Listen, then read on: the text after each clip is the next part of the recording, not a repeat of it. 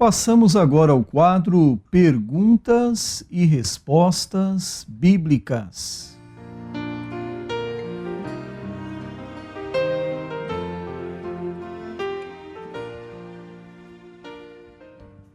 A primeira pergunta de hoje é do nosso ouvinte Paulo. O Paulo nos ligou dizendo que o seu filho estava lendo a Bíblia e lendo na passagem de Lucas, capítulo 16, ele viu ali quando o mendigo Lázaro morreu e foi para o seio de Abraão. Então o filho perguntou ao pai: mas como pode? Abraão é maior do que Deus, porque afinal o mendigo morreu e foi se encontrar com Abraão, não era para ele se encontrar com Deus? O que dizer, pastor? Eu quero dizer ao Paulo, isto ao filho que faz a pergunta, que até a vinda de Cristo, sua morte e ressurreição, os que morriam no passado, Antigo Testamento, com Abraão, como Jacó, como os chamados patriarcas, eles não iam diretamente para o céu. Eles iam para um lugar que aparece o nome Seol. Seol ou Sheol, como a pronúncia é meio indiferente. Mas esse lugar chamado Seol ou Sheol aparece 65 vezes na Bíblia Sagrada no Antigo Testamento. O Antigo Testamento é a língua do Velho, o hebraico é a língua do Velho Testamento.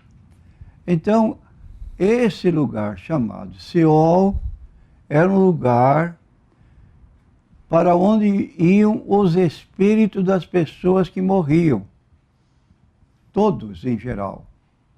Só que este lugar, Seol, tinha uma divisão, separada por um grande abismo intransponível. Havia os que serviam a Deus, que iam para o Seol, e o título desse lugar era chamado nos dias de Abraão de Seio de Abraão. Ficou caracterizado para os judeus como este lugar, um lugar de felicidade e de descanso. De modo que Lázaro, ao morrer, ele foi para este lugar. E como prova da existência desse lugar, eu quero ler no livro de Gênesis, o que diz o livro de Gênesis a respeito da morte de Abraão. Então a Bíblia registra a morte de Abraão e diz o que aconteceu com ele. Diz aqui o texto bíblico, capítulo 25 do livro de Gênesis, versículo 7. Vou ler do versículo 6. Mas aos filhos das concubinas que Abraão tinha, deu a Abraão presentes e vivendo ele ainda, despediu-os do seu filho Isaque, enviando-os ao oriente para a terra oriental. Estes, pois, são os dias dos anos da vida de Abraão, que viveu 175 anos. Versículo 8. E Abraão expirou, significando que ele morreu, morrendo em boa velhice, velho e farto de dias, e foi congregado ao seu povo.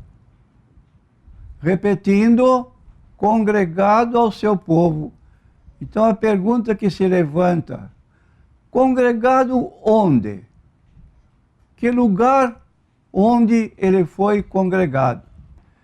Se nós lermos o segundo falecimento na família de Abraão, está no livro de Gênesis 49 e versículo 33, falando de um outro filho de Abraão que também faleceu. Diz o texto: acabando, pois, Jacó de dar instruções a seus filhos, encolheu os pés na cama e expirou, e foi congregado ao seu povo, mostrando assim que o Seol, seio de Abraão, foi o lugar para onde Abraão, quando faleceu, foi.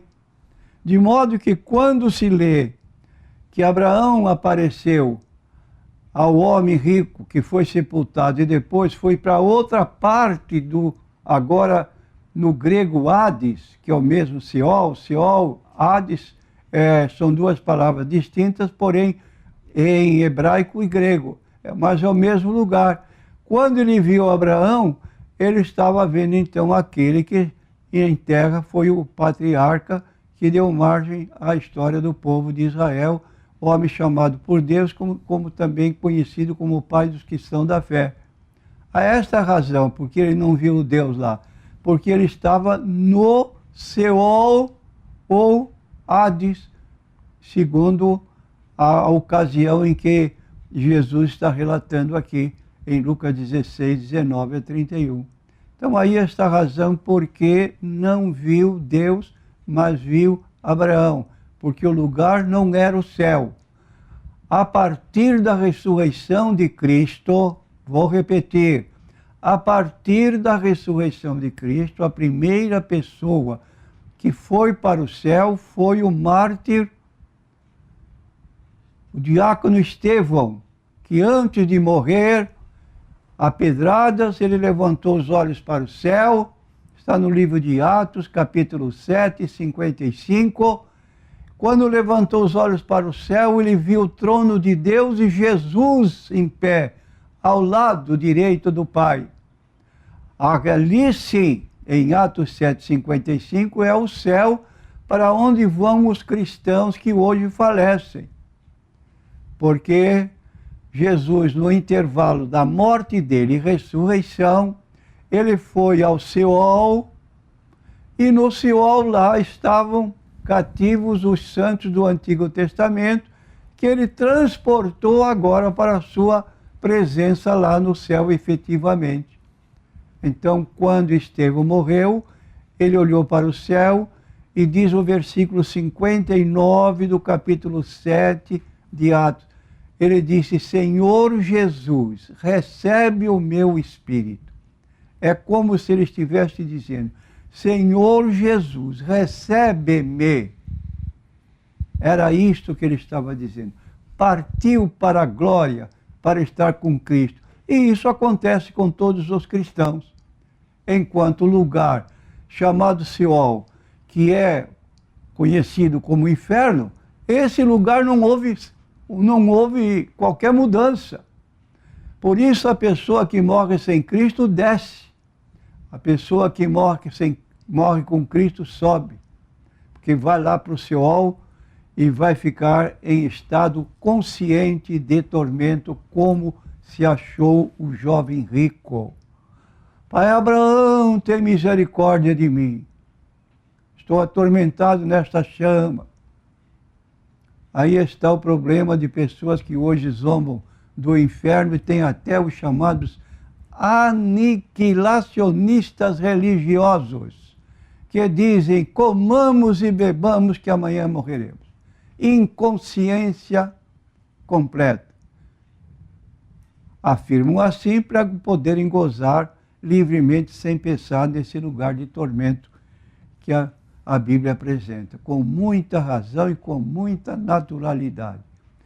Deus amou o mundo de tal maneira que deu seu Filho unigênito para que todo que nele crê não pereça, mas tenha a vida eterna. Deus não enviou seu Filho ao mundo para condenar o mundo, mas para que o mundo fosse salvo por ele. E o maior sacrifício de Deus foi esse. Alguém como ele, igual como ele, porque o pecado do homem é infinito, porque Deus é infinito, e para pagar um pecado infinito, só alguém da mesma condição, da mesma natureza do Pai. E então diz o apóstolo João: ele levou em seu corpo os nossos pecados sobre o madeiro. Ali na cruz, Jesus não estava pagando pecados dele, estava pagando pecados da humanidade.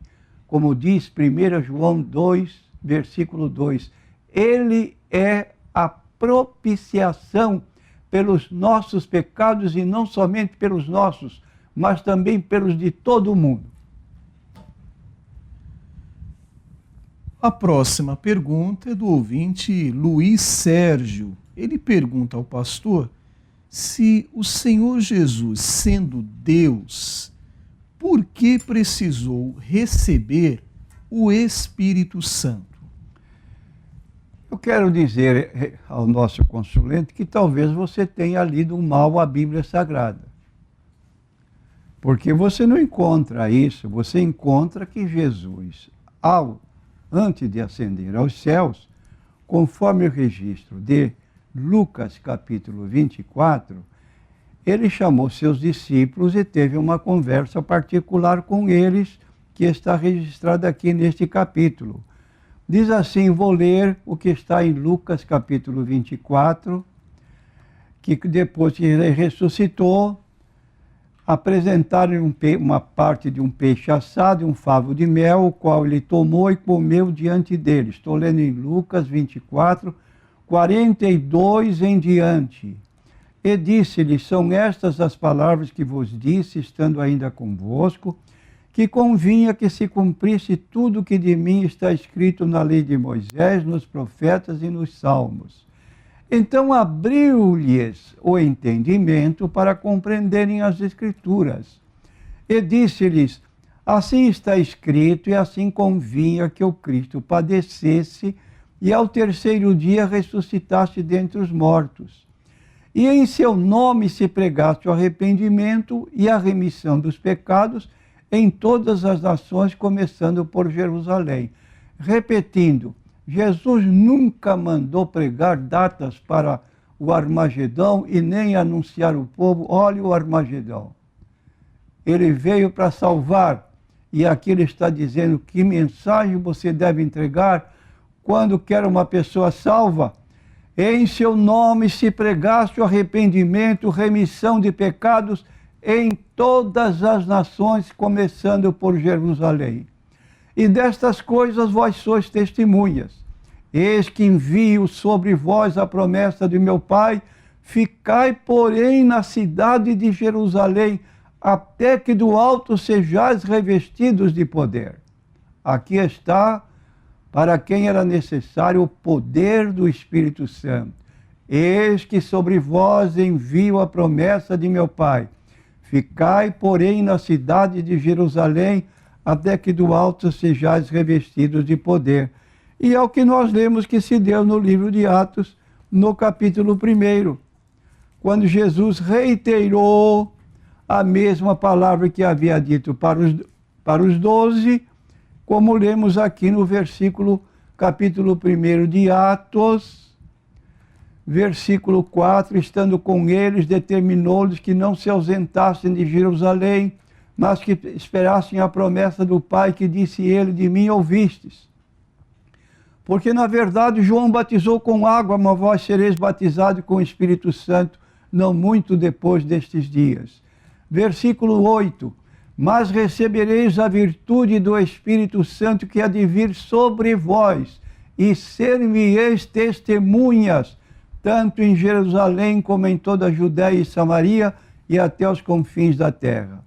Foram apenas 10 dias depois da ascensão de Jesus, de acordo com Atos 1 e 9, e o Espírito Santo desceu no dia de Pentecoste.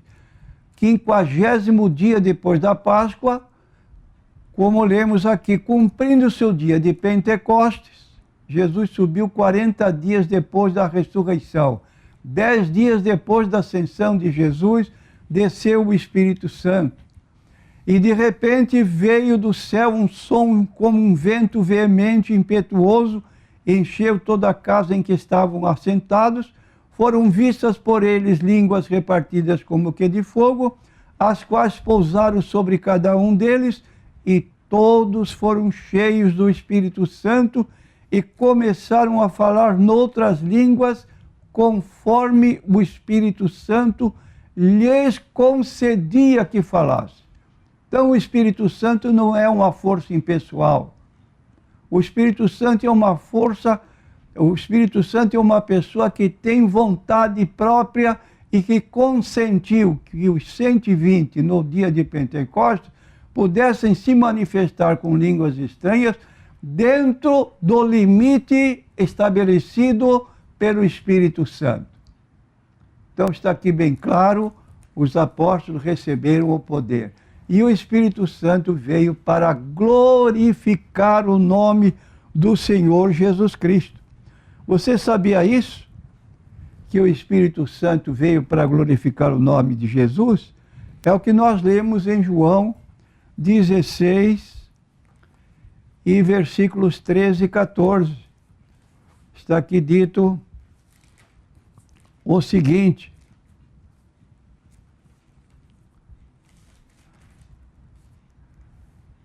mas quando vier aquele Espírito de verdade, ele vos guiará em toda a verdade, porque não falará de si mesmo, mas dirá tudo o que tiver ouvido e vos anunciará o que há de vir.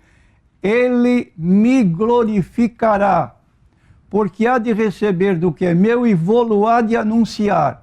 Agora, para o nosso ouvinte Luiz, tudo quanto o Pai tem é meu. Por isso vos digo que há de receber do que é meu e vou-lo há de anunciar. Se não sabia, fique sabendo que tudo quanto Jesus, que o Pai tem, pertence a Jesus. E isso também nós vemos em Mateus capítulo 28, versículo 18 e 19. Todo poder me foi dado no céu e na terra. Quem tem todo o poder é todo-poderoso. E se alguém tem todo o poder e o dá, fica como? Sem este poder. A segunda pergunta agora do ouvinte Luiz Sérgio. Ele pergunta ao pastor se é pecado adorar o Espírito Santo. Não é pecado. Ele tem a mesma natureza divina, como nós citamos em Mateus 28, 19. Ide fazer discípulos de todas as nações, batizando-os em nome do Pai, e do Filho, e do Espírito Santo. Na Trindade não existe hierarquia, existe igualdade. Pai, Filho e Espírito Santo, três pessoas distintas e uma única natureza. Por isso, embora nós tenhamos lido 16 de João, quando Jesus declarou que o Espírito Santo promoveria a glorificação do nome de Jesus, não é pecado ou não é contrário à doutrina bíblica adorar o Espírito Santo, se bem que a missão dele é propiciar aos crentes o enchimento dele próprio para glorificar a Deus e ao Senhor Jesus Cristo. A próxima pergunta é do ouvinte Denis, da Congregação Cristã no Brasil. Ele pergunta ao pastor se esta proibição de acrescentar ou diminuir alguma coisa do que está escrito na Bíblia se restringe, por exemplo, ao livro de Apocalipse, porque é lá que o Senhor fala sobre esta restrição. Ele quer saber se há outras passagens na Bíblia que falam sobre esta proibição de acrescentar, de diminuir alguma coisa à Bíblia Sagrada. Quero dizer ao nosso consulente, Denis, que no livro de Provérbios, capítulo 30, versículo 5, versículo 6, diz o seguinte, muito claro: toda palavra de Deus é pura. Escudo é para os que confiam nele. Nada acrescentes às suas palavras para que não te repreenda e sejas achado mentiroso. Então não é só no livro de Apocalipse, capítulo 22, que é o último capítulo da Bíblia, no livro de Apocalipse, e lá diz o seguinte, que convém ler para o conhecimento de todos os demais. Diz assim o texto bíblico: porque eu testifico a todo aquele que ouvir as palavras da profecia deste livro, que se alguém lhes acrescentar alguma coisa, Deus fará vir sobre ele as pragas que estão escritas neste livro. E se alguém tirar quaisquer palavras do livro desta profecia, Deus tirará sua parte do livro da vida e da cidade santa e das coisas que estão escritas neste livro. Então não podemos aumentar nem podemos diminuir. E existem entidades religiosas que aumentam com o livro de profecia de Ellen G. White, que tem tanto valor quanto a Bíblia. Essas doutrinas de um corpo governante que recebe orientações teocráticas, se você ler só a Bíblia, sem as nossas orientações, você fica em trevas, mas se você ler a Bíblia orientada pela nossa publicação, você vai ter conhecimento de Deus. Meu prezado ouvinte, foge disso. Foge disso. A Bíblia por si mesma, ela é compreensível e há uma recomendação para não agirmos assim. Daí porque tem pessoas que chegam para defender até seus profetas, chegam ao ponto de afirmar que a Bíblia não é um livro sem defeitos, que a Bíblia tem problemas. Por quê? Porque sabe que o seu profeta oficial também erra nas suas publicações. Então, para não desdizer do profeta, ele chega ao ponto de menosprezar a Bíblia e dizer que a Bíblia não é confidente nesse sentido de não possuir erros. Isso é algo estranho, mas muito estranho mesmo, desacreditar da inerrância da Bíblia para poder aceitar o paralelo de que sua profetisa, o seu profeta, o corpo de profetas, esteja também errando e para ficarem iguais ou empatados, então vamos diminuir os dois. Aí não pode criticar um ao outro. Agora, diz aqui em 2 Timóteo, capítulo 3, versículo 16 e 17, toda a Escritura divinamente inspirada e proveitosa para indagar, aliás, para ensinar, para corrigir, para redarguir, para instruir em justiça, para que o homem de Deus seja perfeito e perfeitamente instruído para toda boa obra. Então aqui tem absoluto, toda a Escritura divinamente inspirada. O que significa isso? Que se você encontrar uma profecia falsa na Bíblia Sagrada, você desmerece a Bíblia. Mas o apóstolo Pedro confirma, reitera o que nós acabamos de ler, e ele então, no seu livro, na sua carta, ele também faz questão de apresentar essa declaração, dizendo que a profecia, diz ele, nunca foi produzida por vontade de homem algum, mas os homens santos de Deus falaram inspirados pelo Espírito Santo. E ele declara mais na sua primeira carta, aliás, segunda carta, capítulo 1, versículo 16. Porque não vos fizemos saber a virtude e a vinda de nosso Senhor Jesus Cristo, seguindo fábulas artificialmente compostas, mas nós mesmos vimos a sua majestade. Então aqui está reiterando que não é artifício de fábulas. E diz então no versículo 20, sabendo primeiramente que nenhuma profecia da Escritura de particular interpretação, porque a profecia nunca foi produzida por vontade de homem algum, mas os homens santos de Deus falaram inspirados pelo Espírito Santo. E eu quero aproveitar o ensejo para dizer ao meu ouvinte, cuidado com pessoas que se chegam a você e dizem assim, eu tenho uma profecia de Deus para você, cai fora. A profecia nunca foi produzida por vontade de homem algum. Você tem a palavra? Como se aquela pessoa tivesse uma especial qualificação e só ela recebesse a palavra profética. Não. Sai de perto porque a profecia nunca foi produzida por vontade de homem algum. Homens santos de Deus falaram inspirados pelo Espírito Santo. É nisso que nós devemos crer. Entre mortos e vivos, o morto está vivo lá no céu, se estiver lá, ou está morto lá no inferno, se estiver lá. De lá ninguém sai. para visitar a terra, visitar parentes. Agora, existem neste mundo terráqueo, estratosférico, ou sideral, existem a possessão demoníaca.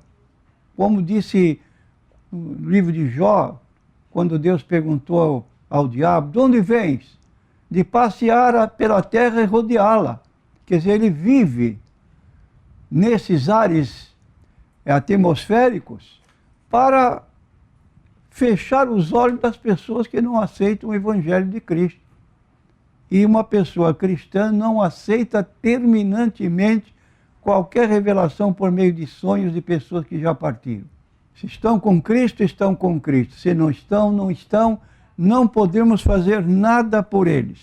E nem eles podem fazer qualquer coisa por nós. Muito bem, nós invertemos um pouco aqui a ordem. Primeiro foi a resposta e agora vai a pergunta. O pastor acabou de responder a pergunta da ouvinte Norma. Ela relata que tem constantemente sonhos com pessoas de sua família que já faleceram, mas nos sonhos elas estão normais, como se estivessem vivas, vivendo a sua vida normalmente. A Norma ouviu de algumas pessoas próximas que isso é coisa do diabo, mas a Norma não aceita, não acredita, porque ela tem Jesus em sua vida. Então está aí. Veio a resposta primeiro, mas agora a pergunta para nós deixarmos tudo certinho.